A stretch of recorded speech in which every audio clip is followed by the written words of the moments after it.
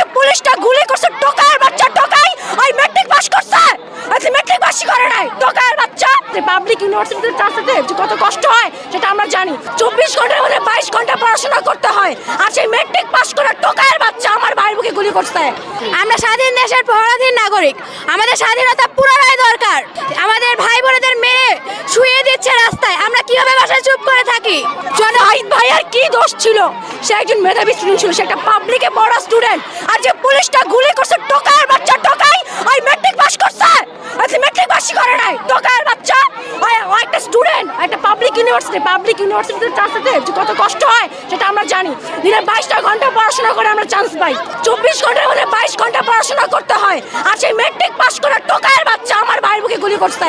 মুক্তিযোদ্ধা তো মরে গেছে, সে কবে? তার নাতি পুতিরা যে অধিকার, মুক্তিযোদ্ধাকে আমি রেসপেক্ট করি, আই প্রাউড অফ ইউ মুক্তিযোদ্ধা, কিন্তু কথা হচ্ছে তাদের সন্তানরা অধিকার পাইছে ভালো, সুবিধা পাইছে ভালো, তাদের নাতিরা পাইতেছে।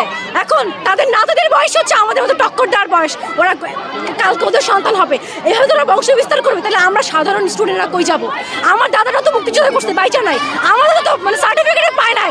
আমার দাদা বলছে যে আমি মুক্তিযোদ্ধা করছি, আমি জানি আমি কি মুক্তিযুদ্ধ করছি, আমাকে লোক দেখানোর দরকার নাই।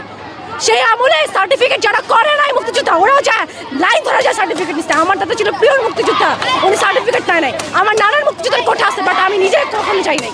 দেশ কারা স্বাধীন করছিল? আমাদের মতো ছাত্ররা স্বাধীন করছিল। আমাদের মতো ছাত্র যেরকম দেশ রক্ষা করতে পারে আমরা মরতে পারবো, তারপর আমরা আমাদের অধিকার আদায় করে ছাড়বো।